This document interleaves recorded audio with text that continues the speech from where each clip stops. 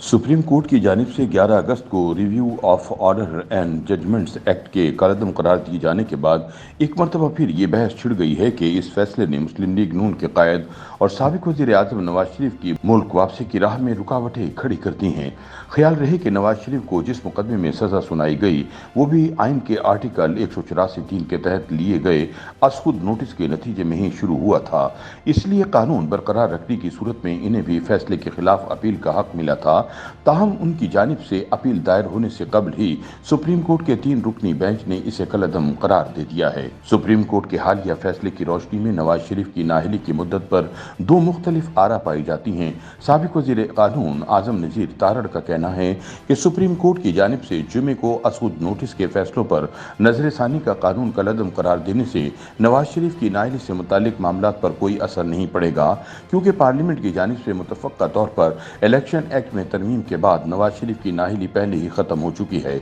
आज़म नज़ीर तारड़ ने इस फैसले को अफसोसनाक करार देते हुए कहा कि अगर अदालतें बार बार पार्लियामेंट के इख्तियारात में मुदाखलत करेंगी तो इससे इदारे कमज़ोर होंगे। फैसले की टाइमिंग से तासुर मिलता है कि पार्लियामेंट की गैर मौजूदगी का फ़ायदा उठाते हुए ये फैसला किया गया। ताहम इस मौक़िफ़ के बरक्स बाज़ कानूनी माहिरीन का ये भी कहना है कि नवाज शरीफ की नाअहली जिस इदारे यानी सुप्रीम कोर्ट से हुई, इसी इदारे ने अपने फैसले में इसकी मुद्दत का तयन भी किया है, यानी इसे ताहयात करार दिया है। और जब तक सुप्रीम कोर्ट अपने इस फैसले पर नजरसानी नहीं करती, सिर्फ इलेक्शन एक्ट में तरमीम के जरिए नवाज शरीफ की नाअहली की मुद्दत का दोबारा तयन नहीं किया जा सकता। माहिर कानून शुएब शाहीन ने बताया कि नवाज शरीफ और जहांगीर तरीन को अपनी नाअहली के खिलाफ मिलने वाला अपील का हक अब ख़त्म हो गया है। तहम अगर किसी ने इलेक्शन एक्ट में तरमीम को अदालत में चैलेंज कर दिया और इसे भी अदालत ने कलअदम करार दे दिया तो फिर नवाज शरीफ और जहांगीर तरीन के लिए मुश्किलात पैदा हो सकती हैं। माहिर कानून खालिद रांझा की कानूनी राय इससे मुख्तलिफ है। उन्होंने कहा कि मैं समझता हूँ कि ये कानून नवाज शरीफ को ज़्यादा तहफ़्फ़ुज़ नहीं देता था और अब नवाज शरीफ इस पर नजरसानी की दरख्वास्त दायर नहीं कर सकते।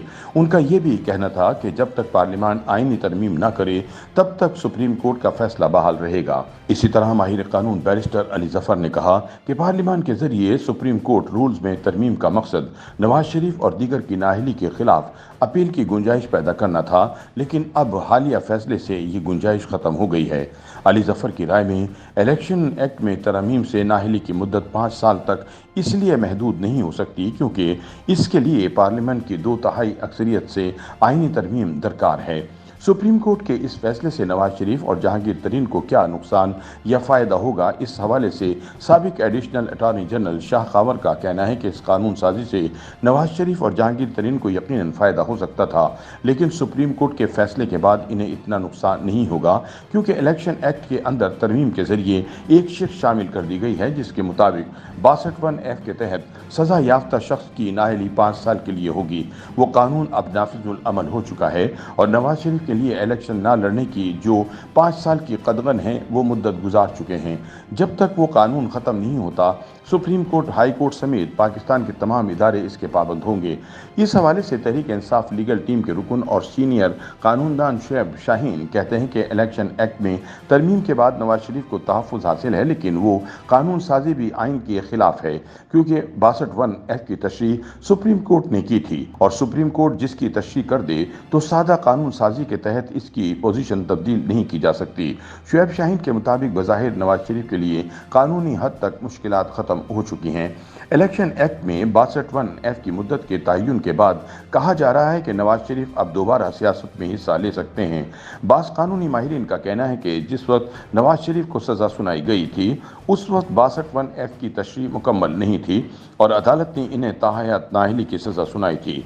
रिव्यू ऑफ जजमेंट्स को कलअदम करार देने से नवाज शरीफ की उम्मीद दम तोड़ गई है।